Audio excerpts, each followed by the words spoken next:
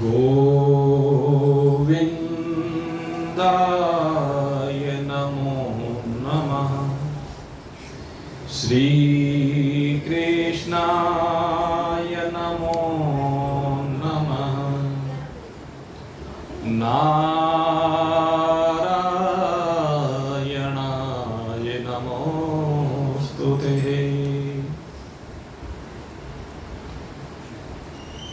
आज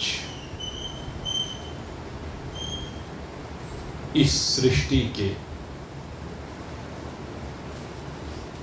सृजन से लेकर अब तक जो सृष्टि की यात्रा चल रही है, उस सृष्टि की यात्रा में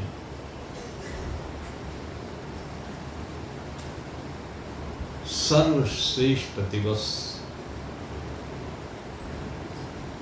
भगवान के अवतरण का दिवस। भगवान वेदव्यास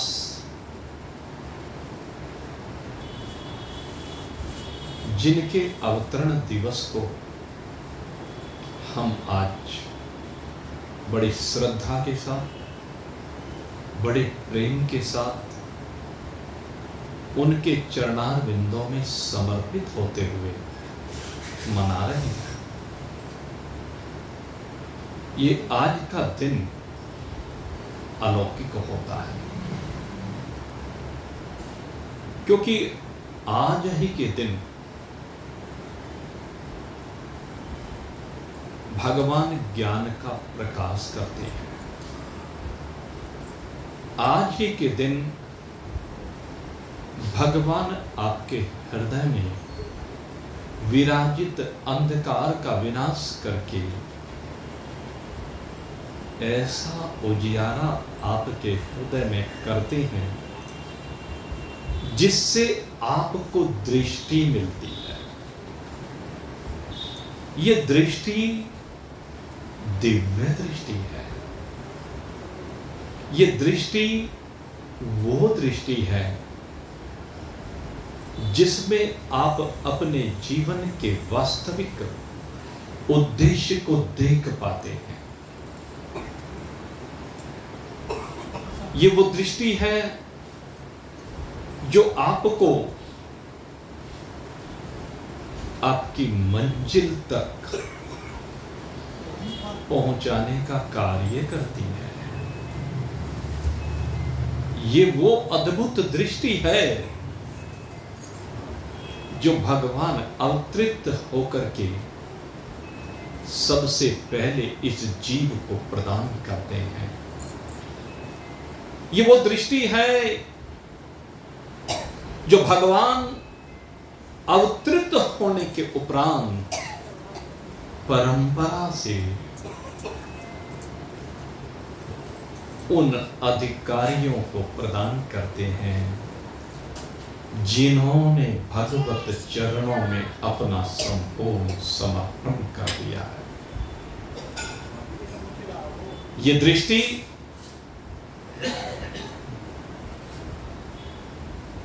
आनंद प्रदान करने की दृष्टि है, और ये आनंद के प्रदाता सद्गुरु होते हैं।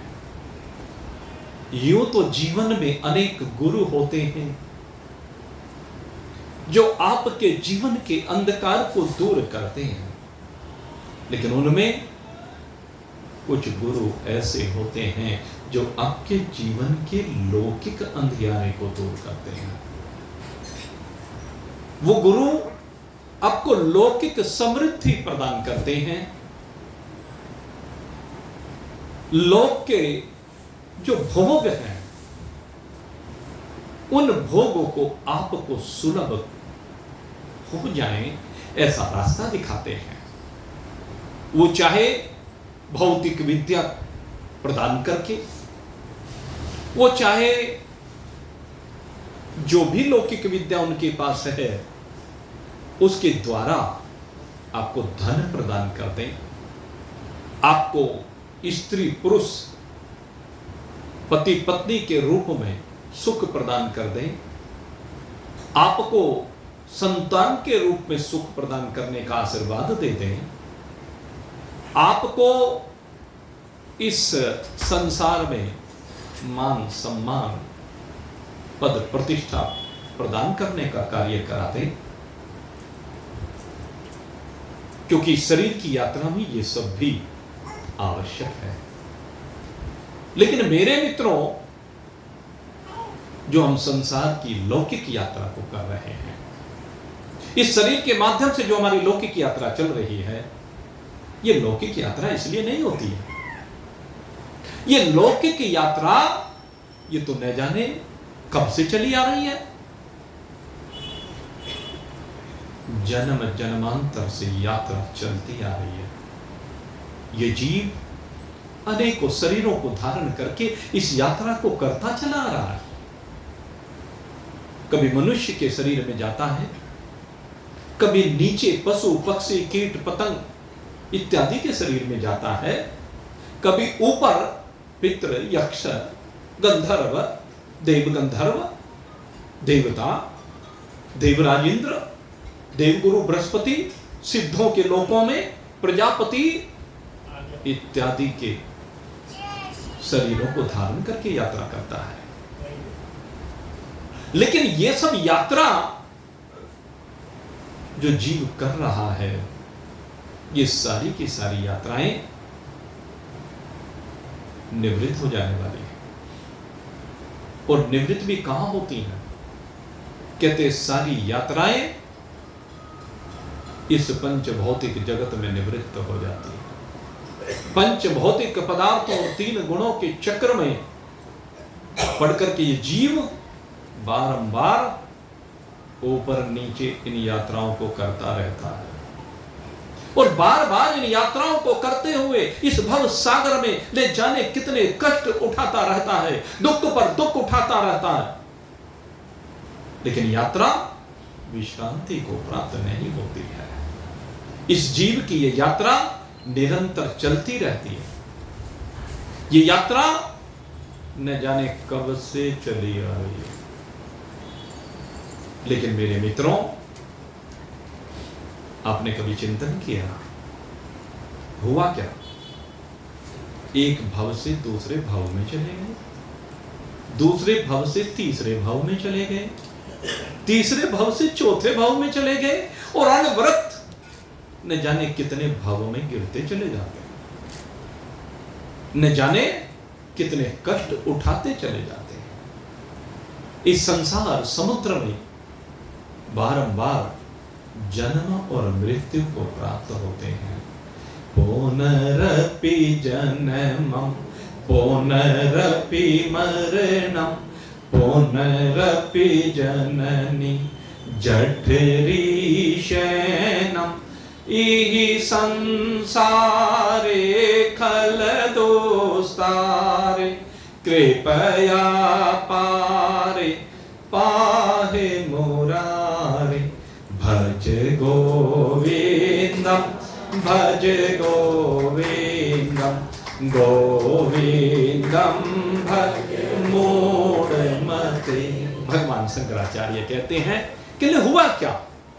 आपने देवता के शरीर में बैठकर भी यात्रा कर ली, इंद्र के शरीर में बैठकर भी यात्रा कर ली, या दक्ष प्रजापति रुचि प्रजापति कश्यप प्रजापति इत्यादि के शरीरों में बैठकर भी यात्रा कर ली, और आपको सौभाग्य मिल गया कि जो चाहे मनोवांछित पदार्थों को प्राप्त करके इस जीवन के भोगों को भोगे।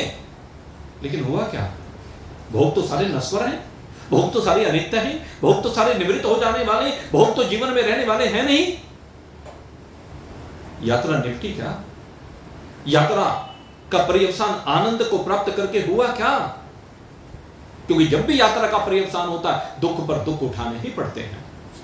काकभुजुंड जी की चर्चा आपने अभी श्रवण की थी। हजारों शरीर उसको धारण करने पड़े, वो भगवान ने गुरु की कृपा से आशीर्वाद मिल गया कि शरीर को छोड़ने में और शरीर को पाने में कष्ट नहीं होगा। लेकिन शरीरों की यात्रा तो चलती रही ना। शरीरों की यात्रा को विश्राम कब मिला? जब गुरु कृपा हुई। और उस गुरु कृपा से क्या हुआ? कहते राममय जीवन हुआ। जब कागभुसुंडी जी का जीवन राममय हुआ तब जाकर के विश्रांति मिली है, तब जाकर के इस यात्रा का आनंद मिला है, तब जाकर के जीवन मरण के चक्र से मुक्ति मिली है। इसलिए मेरे मित्रों, जब तक हम लौकिक बात करते रहेंगे, लौकिक बात में तो यात्रा चलती रहेगी, अनवरत चलती रही है, लेकिन अब अलौकिक बात करें। ये संसार के जितने भी शिक्षक हैं ये सब पूजनीय हैं, वंदनीय हैं, लेकिन अब मैं जो बात कर रहा हूं अब बात अलौकिक है, जहां पर जाकर के सारे लोक निवृत्त हो जाते हैं।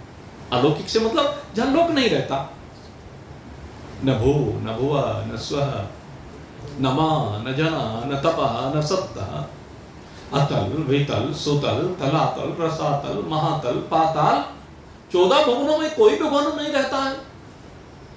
इस 14 के 14 भुवन खेल मात्र रह जाते हैं, ये स्वप्नवत रह जाते हैं जिज्ञासु की दृष्टि में पहले, क्योंकि इसको दृष्टि मिलती है और दृष्टि कम मिलती है। इस अलौकिक आनंद को प्राप्त करने के लिए दृष्टि कम मिलती है। कहते दृष्टि तब मिलती है जब इसके हृदय में थोड़ी सी जिज्ञासा जागृत हो जाए, जब इन पदार्थों से थोड़ा सा वैराग्य हो जाए, इन पदार्थों में रस आना बंद हो जाए। शब्द स्पर्श रूप रसगंध जो बारंबार मार रहे हैं, इसको पता लग जाए कि ये तो मारने के लिए है, इनसे जीवन मिलने वाला नहीं है, इनसे मृत्यु से छुटकारा मिलने वाला नहीं है, इनसे दुखों से छुटकारा मिलने वाला नहीं है। कहते तब कुछ जागृति होती है, नहीं तो जन्म जन्मांतर से जीव सोता ही आ रहा है, न जाने कब से सो रहा है। किसी को मालूम है क्या? इन विषयों के निद्रा में तो सोते सोते न जाने कितने शरीरों की यात्रा हो चुकी है। कब का सोया सुधि नहीं आई, कब का सोया सुधि नहीं आई, जगा रहे श्रुति सज्जन भाई, कब का सोया सुधि नहीं आई, जगा रहे श्रुति सज्जन भाई। श्रुति और सज्जन जगाते हैं जब ये सो रहा होता है, जब ये विषयों का प्याला पी करके सो रहा था, तो उस समय किसने जगाया? कहते सज्जन ने जगाया। कौन सज्जन? कहते हैं वो जो जाग गया है, वो जगाने का कार्य करता है। और जागा हुआ कौन है? जानिए तबहि जीव जग जागा, जब सब विषय विलास विरागा। हमें कब जानना चाहिए कि कौन जाग गया है? तो पहचान बताइए कि जब सब विषयों के भोग से वैराग्य हो जाए। विषयों के भोग से वैराग्य की बात की गई है, विषय से नहीं, क्योंकि जब तक शरीर रहेगा विषय रहेगा, आपसे रूप तो देखेगा, लेकिन बात यह है कि उस रूप में आपकी आसक्ति क्या है। शब्द तो सुनेगा, लेकिन उस शब्द में आसक्ति कैसी है? स्पर्श तो होगा, लेकिन आप उस स्पर्श के प्रति किस प्रकार से लुभायमान है। गंध तो आएगी, लेकिन क्या आप उस गंध से प्रभावित होते हैं कि नहीं होते? और जीवन में पदार्थों में जो रस, वो तो रहेगा भाई।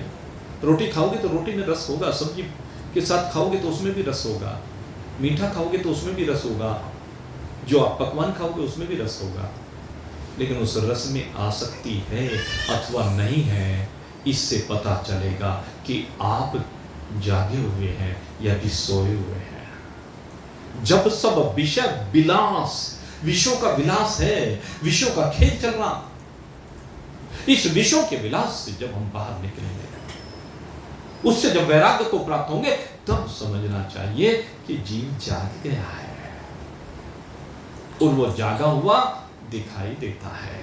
कैसे दिखाई देता है?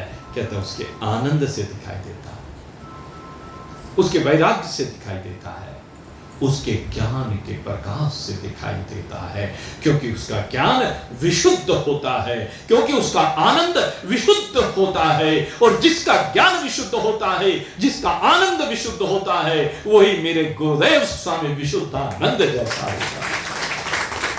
वो स्वामी विशुद्ध आनंद, जिसने विशुद्ध ज्ञान को प्राप्त किया, जो विशुद्ध ज्ञान में रमे हैं, विशुद्ध ज्ञान का प्रकाश करके समस्त अपने शिष्यों के जीवन को प्रकाशित किया है, वो ऐसे मेरे सद्गुरुदेव हैं। जीवन में ऐसे सद्गुरुदेव का मिलना ही मेरे मित्रों जीव के ऊपर सबसे बड़ी कृपा है। राम कृपा कर चितवहि जेहि संत विशुद्ध मिलावहि। कहते राम जी की सबसे बड़ी कृपा यही होती है कि जब विशुद्ध संत से मिलाए, स्वामी विशुद्ध आनंद से मिलाए। यह है जीव के ऊपर सबसे बड़ी कृपा। क्यों? क्योंकि वो उसे उसका स्वरूप बताता है, क्योंकि वो इस विषों के जहर को बाहर निकाल देता है। क्यों? क्योंकि वो इसे अमृत पिला देता है, और जब ये अमृत पी जाता है तो अमर हो जाता है। फिर जन्मने और मरने की बात रहती नहीं है। जन्मने और मरने की बात कब तक रहती है? जब तक अज्ञान में जीता है, जब तक सद्गुरु की छत्र छाया में नहीं आया, जब तक सद्गुरु के मंत्र को ग्रहण नहीं किया, तब तक अज्ञान में जीता। इसलिए सद्गुरु से मंत्र लेना चाहिए। दो प्रकार के मंत्रों की बात की जाती है। एक मंत्र तो वो है जो आपको भगवान की ओर लेकर जाता है, जो आपके जीवन को निर्मल बनाता है, जो आपके जीवन में स्थिरता लाता है। एक मंत्र तो वो होता है जिसे हम लौकिक रूप से गुरु मंत्र कहते हैं। उसका हमें जाप करना चाहिए। हमारे गुरुदेव ने जो मंत्र दिया उसका हमें जाप करना चाहिए निरंतर, क्योंकि उससे पवित्रता आती है, पावनता आती है, शुद्धता आती है। ये जीवन में से कलमश दूर होते हैं। गुरु मंत्र का ये लाभ है, उसको बड़े प्रेम के साथ हमें जपना चाहिए। और ये गुरु मंत्र अवश्य हमारे जीवन में समाहित होना चाहिए। बड़ा दिव्य गुरु मंत्र होता है। इस गुरु मंत्र की आभा, इस गुरु मंत्र का प्रभाव बड़ा दिव्य होता है। ओम नमो भगवते वासुदेवाय, ओम नमो भगवते वासुदेवाय, ओम नमो भगवते वासुदेवाय। ये वो दिव्य मंत्र जो चराचर जगत में विराजमान, चराचर जगत में व्याप्त, सर्वव्यापी परमात्मा को नमन किया जाता है, उसकी कृपा को प्राप्त किया। राम कृपा कर चितवहि जेहि, ये है ये जो राम कृपा कर चितवहि का ये है, ये मंत्र से उनकी कृपा प्राप्त होती है। आपका चित्त शुद्धि को प्राप्त हो जाता है। यह हो राम जी कृपा। और दूसरी बात है संत विशुद्ध। असली बात है आगे, संत विशुद्ध मिलावहि। भगवान फिर क्या कृपा कर रहे हैं? विशुद्ध संत से मुलाकात करा। और विशुद्ध संत क्या करता है? कहते हैं वस्त्रों को उतारता है। आपने जो वस्त्र पहन रखे हैं उन वस्त्रों को उतारता है। हमने कौन सा वस्त्र पहन रखा है? कहते हैं सबसे भयंकर वस्त्र तो इन नाम का पहन रखा है, मेरा नाम। अच्छा भाई, इस शरीर की आयु कितनी हो गई? इस शरीर को जो नाम मिला कितना समय हो गया? उससे पहले क्या नाम था? है किसी को मालूम? और ये शरीर, क्या आप में से किसी को इस विषय में कोई भ्रांति है कि जाएगा नहीं? ऐसा कोई है जिसको ये मालूम ना हो कि शरीर नहीं जाएगा? सबको मालूम है ये शरीर निश्चित रूप से जाएगा, सबका जाएगा। किसी के भी शरीर यहां पर सदा रहने वाले नहीं है। उसके बाद क्या नाम होगा भाई? तो इस नाम को लेकर के क्यों दौड़ा दौड़ा फिरता है? क्यों मारा मारा फिरता है रे? निर्माण मोहा जित संग रोसा अध्यात्म नित्य विनिवृत्त कामा। यहीं से प्रारंभ है भाई।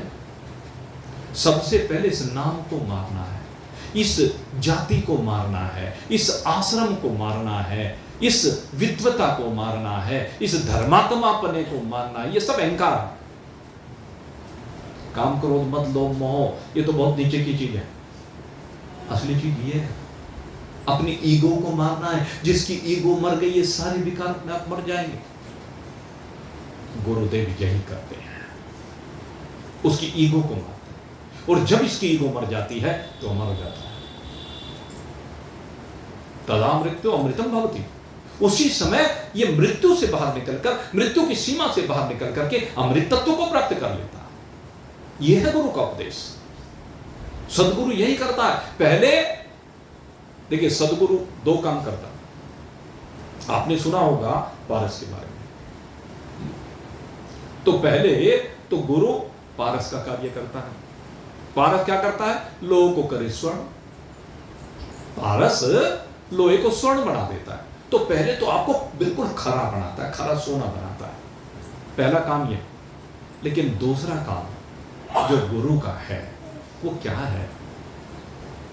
पारस में और संत में इतना अंतर जान, ये लोहा सोना करे वो करते आप समान। ओ रामा, ये करते आप समान। दूसरी बात है, गुरु कोई शिष्य नहीं बनाता।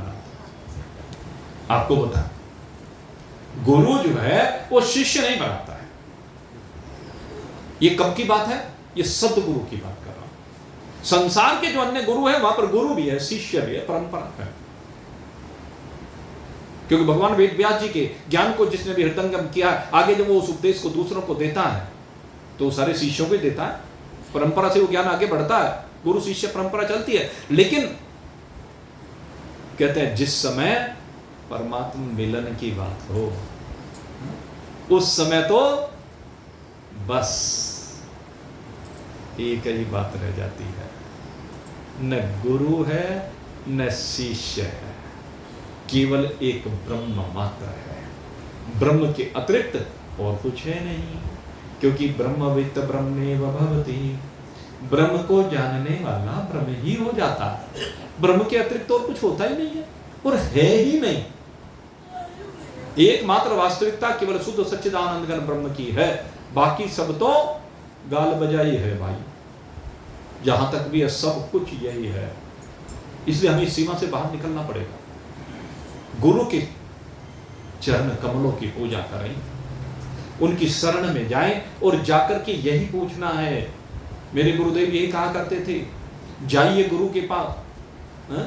अपार संसार समुद्र मध्य समज्जते में किम शरणमस्ति, गुरु कृपालो कृपया वदेतः। हे गुरुदेव, मैं आपकी शरण में आ गया हूं, इस भव सागर में डोल रहा हूं। मेरी नैया डामाडोल है, न जाने कब डूब जाए, लेकिन मैं जानता हूं आप खिवैया है। मेरे नैया को आप किनारे लगा सकते हैं। और गुरुदेव जब ऐसा शिष्य सब कुछ छोड़ करके शरण में आता है तो उसे कहते हैं कि विश्वेश पादाम्बुज, दीर्घ नौका। कि विश्वेश, विश्वेश माने परमात्मा, विश्वेश माने वो ब्रह्म, विश्वेश माने अपना स्वरूप, विश्वेश माने अपनी आत्मा, विश्वेश माने परमात्मा, विश्वेश माने ब्रह्म। कहते हैं तो उन ब्रह्म के चरण कमलों का सहारा ले और उनके साथ वही हो जा। कैसे हो जा? जैसे गंगा जी में मिलने वाली नाली भी गंगा जी हो जाती है। एक नदिया एक नार कहावे, मैं लोही नीर भरो, दो मिल एक बरण भई, सुरसरी नाम परो, प्रभु मेरे अवगुण चित ना धरो। कहते हैं अगर कोई थोड़ी बहुत गंदगी रह भी गई, थोड़ा बहुत मैल रह भी गया, तो अगर यदि आपने अपने आप को गंगा जी को समर्पित कर दिया तो गंगा जी ही हो जाते। उसी प्रकार से अगर कुछ थोड़ी बहुत कमी है तो अगर यदि गुरु की शरण में आ गए तो गुरु कृपा करके आपको भव से पार अपने आप ले जाते हैं। आप जानते हैं एक कथा आती है बहुत सुंदर। एक मरकंडो नाम के ऋषि हुए, मृकंडो। और ये जो मृकंडो नाम के ऋषि हैं ये कौन है? ये भृगु जी के पुत्र हैं। और भृगु जी कौन है? ब्रह्मदेव के पुत्र हैं। और उनकी महिमा तो आप जानते ही हैं भाई। भृगु जी तो वो हैं जिन्होंने जाकर के भगवान के हृदय पर भी अपने चरण कमलों का प्रहार किया था। और जब चरण कमलों का प्रहार किया तो भगवान नारायण ने उनके चरण पकड़ लिए, कहने के प्रभु मेरा ये कठोर ब्रज सा हृदय और आपके पावन चरण कमल, कोमल कोमल चरण कमल, कहते मैं बंधन करता हूं, आपको चोट लग गई विलाव में दबा देता हूं। कितने मृदु हैं हमारे भगवान और कितनी हिम्मत है भृगु की, जिन्होंने त्रिदेवों का निर्णय किया कि श्रेष्ठ देव कौन है, श्रेष्ठतम देव कौन है। उन्हीं भृगु के पुत्र ये मृकंडो जी हैं। और ये भृगु जी को बड़ा सौभाग्य भी मिला कि जिन भगवान के हृदय पर जाकर के अपने चरण कमलों का प्रहार किया है, देखो उन्हीं के यहां आकर के भगवान अवतरित हुए। उन्हीं के वंश में भगवान ने अवतरण लिया है। भगवान परशुराम जी के रूप में उन्हीं के यहां अवतरित हुए। भगवान की कैसी कृपा है, क्योंकि भगवान का कुछ पता नहीं, न जाने कौन से गुण पर दयानिधि रीझ जाते हैं। उनका कुछ भरोसा नहीं भाई, कौन सी कृपा किसके ऊपर किस रूप में कब कर दें, कौन से गुण पर रीझ जाएं, उनका कोई भरोसा नहीं। तो ऐसे गुरु की बात है भाई, कौन से शिष्य पर कब रीझ जाएं। और जब रीझ जाते हैं ना तो प्रभु बंधे हुए खींचे हुए चले आएंगे।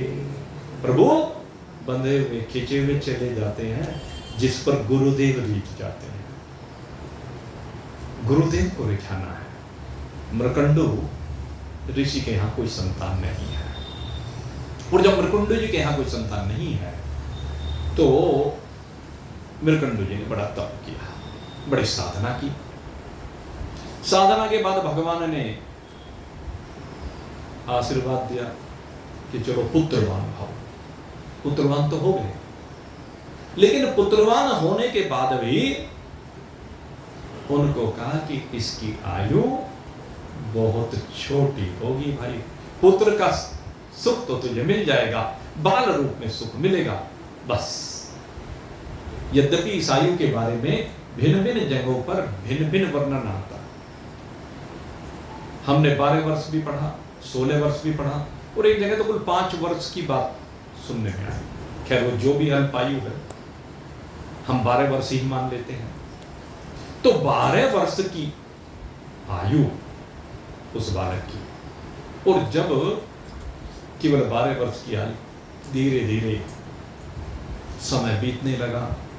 और समय बीतते बीतते उन्होंने 12 वर्ष से कम अवधि में ही उनको इतना ज्ञानवान बना दिया। वो बालक इतना मेधावी है, इतना प्रज्ञावान कि सब कुछ को ग्रहण कर ले, वेदों का ज्ञान उसने ग्रहण किया। लेकिन पिता तो चिंतित होने लगे। जैसे जैसे आयु बढ़ती जा रही है, पिता चिंतित होते जा रहे हैं, क्या करें क्या करें। और जब पिता की चिंता बढ़ती जा रही है तो पिता की बढ़ती हुई चिंता को देख करके बालक कहता है, पिताश्री आप क्यों परेशान हैं? बोले बेटा क्या बताऊं, तू विद्वान तो हो गया है, तुझे समस्त शास्त्रों का ज्ञान हो गया है, लेकिन बेटा ये ज्ञान किस काम आएगा? बेटे इस ज्ञान का अगर प्रकाश नहीं हुआ तो फिर ये ज्ञान किस काम का? भगवान शंकराचार्य को अल्पायु में ज्ञान हुआ, लेकिन उस ज्ञान का प्रकाश आज तक चराचर जगत में व्याप्त है। तो कहते बेटे प्रभाव क्या होगा? क्यों पिताश्री? कहले तेरी तो आयु ही कुछ नहीं बची है, 11 वर्ष की आयु हो चुकी है और 12 वर्ष तेरी आयु कुल है। कहले आप चिंता क्यों करते, 1 वर्ष तो है ना। कहले हाँ। कहले आप चिंता मत कीजिए। अनेक जगह पर अनेक प्रकार से तप करने का विधान आया, लेकिन घटना आई। कहने लगे भृगु जी की शरण में चला गया, अपने बाबा जी की शरण में जाकर की, क्योंकि सारी जो विद्याएं प्राप्त की हैं भृगु जी से प्राप्त की हैं। भृगु जी गुरु है, अपने गुरुदेव की शरण में गया और गुरुदेव की शरण में जाकर के प्रार्थना की है कि गुरुदेव मेरे ऊपर कृपा कीजिए, मैं भी मरना नहीं चाहता, मैं मरना नहीं चाहता। कहने बेटा तू ऐसी बात क्यों करता है। कहने लगे भगवान ने जो वरदान दिया तो 12 वर्ष की अवधि का दिया था, 11 वर्ष से ऊपर पूरे हो गए हैं, अब क्या करूं। कहले बेटा चिंता क्यों करता है, विश्वेश पाराम्बुज दीर्घ नौका, तू एक काम कर, भगवान की आराधना प्रारंभ कर, ब्रह्मदेव को प्रसन्न कर, जिन्होंने शरीर तुझे प्रदान किया है उन ब्रह्मदेव की आराधना कर। और कहा जाता है कि जब ब्रह्मदेव की आराधना की तो ब्रह्मा जी प्रकट हो गए। ब्रह्मा जी जब प्रकट हुए तो कहा बेटा बोलो क्या चाहते हो। कहने लगे क्या चाहूं, अब तो जीवन ही कुछ नहीं शेष बचा। कहने बेटा क्या बात है। कहने मेरा जीवन तो अब कुछ ही दिन का शेष बचा है। कहने नहीं बेटा, तेरे जैसा विद्वान, तेरे जैसा श्रद्धानिष्ठ, ऐसा भगवत भक्त मैंने कोई दूसरा देखा नहीं है, आयुष्मान भव। ब्रह्मा जी ने वरदान दे दिया बिना जाने पहचाने। अब वरदान मिल गया, लेकिन सिद्ध कैसे होगा मृत्यु। चिंता मत कर बेटा, एक काम कर, गुरुदेव के चरणों की सेवा कर। गुरुदेव के चरणों की तुझे सेवा करनी है और गुरुदेव के चरणों की सेवा करते हुए भगवान के दिव्य मंत्र का जाप करना है, गुरु मंत्र का जाप करना है। ये बालक आ गया भृगु ऋषि के पास, उनके चरण कमलों की सेवा करने लगा, सोना भूल गया, निरंतर केवल उनके चरण कमलों की सेवा कर रहा है, गुरु सेवा में रत है।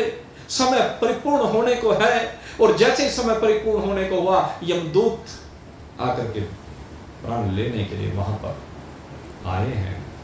लेकिन जैसे ही यमदूत आए हैं वहां पर भगवान के पार्षद आकर विराजमान हो गए, क्योंकि भगवान के मंत्र का जाप चल रहा था। ओम नमो भगवते वासुदेवाय, ओम नमो भगवते वासुदेवाय, ओम नमो भगवते। इस मंत्र का जाप चल रहा था और इस मंत्र का जब जाप करते हैं कि अंतमतः सुगता, अंत काल में जो इस मंत्र का जाप करता है तो उसको भगवान के पार्षद आएंगे उसको बचाने के लिए। भगवान के पार्षदों ने आकर के यमदूतों को पीट करके भेज दिया और जब पीट करके भेजा तो गए यमराज जी के पास। यमराज जी ने कहा क्या बात, कैसे आ गए, ऐसे रोते हुए क्यों आ रहे हो। कहने लगे ऐसे ऐसे घटना हो गई। कहने चलो मैं चलता हूं।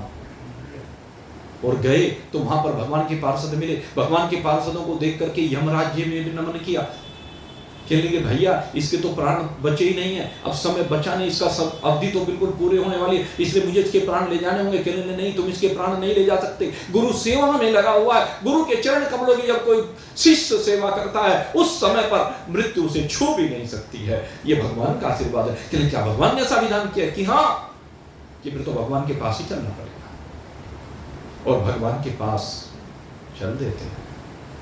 भगवान के पार्षद उस बालक को लेकर चलते हैं, गुरुदेव संग में चलते हैं, गुरु मंत्र का जाप करते हुए चल रहे हैं। धर्म राज्य भी आज भगवान के वैकुंठ धाम में पहुंचते हैं।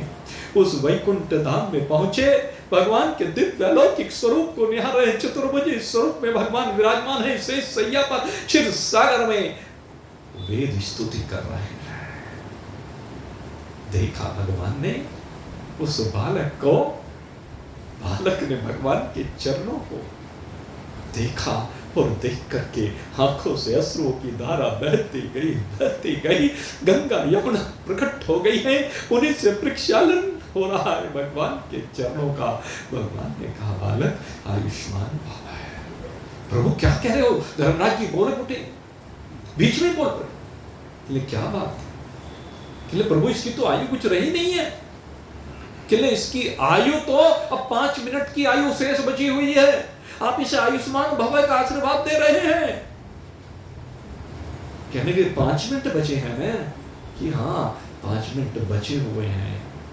कहने लगे अच्छा धर्मराज जी जरा ये बताओ तुम कहां पर विराजमान हो? कहने प्रभु आपके सन्मुख, आपके वैकुंठ धाम में विराजमान है।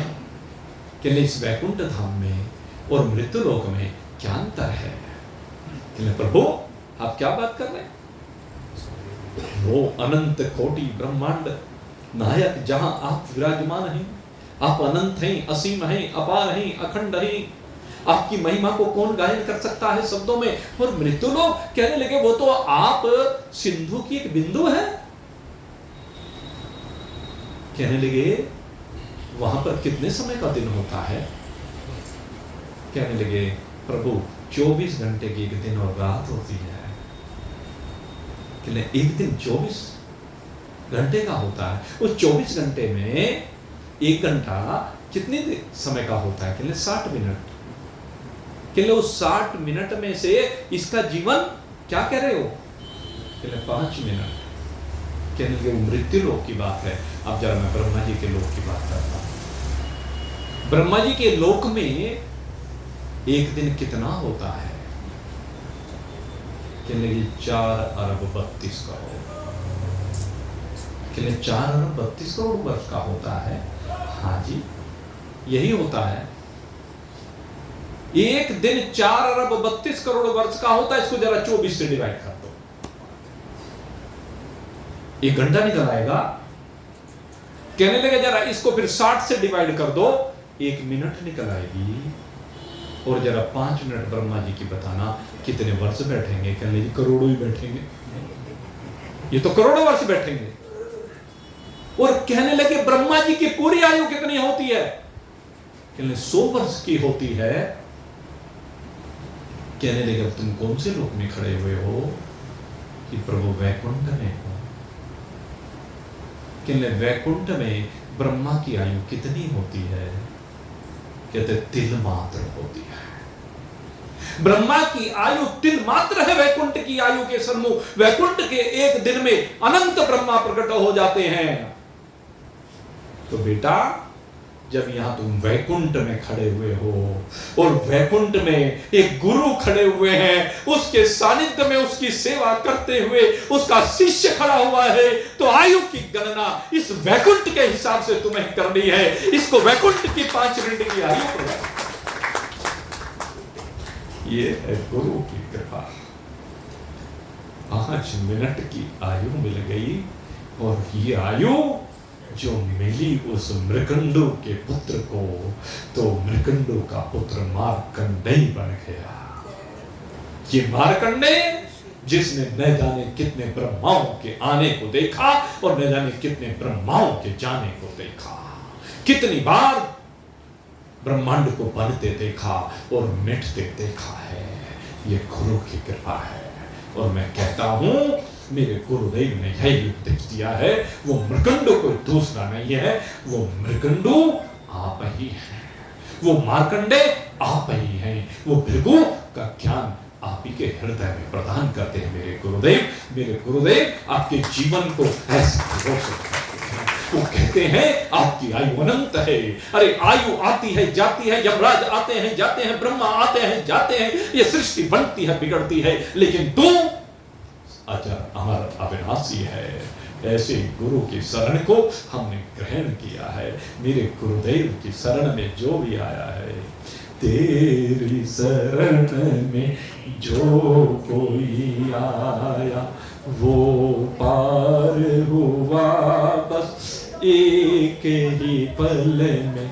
तेरी शरण में जो कोई आया वो पार हुआ बस एक ही पल में।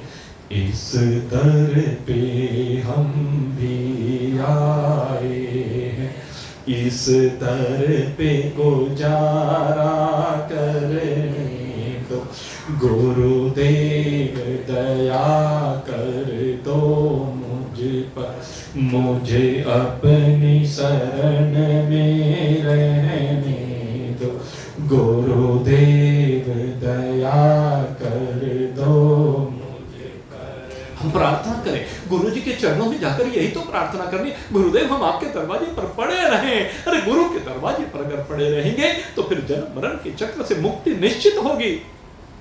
आप जाकर निवेदन करिए तो सही, एक बार उन गुरु के चरणों में मस्तक टिकाइए तो सही, कहिए तो सही।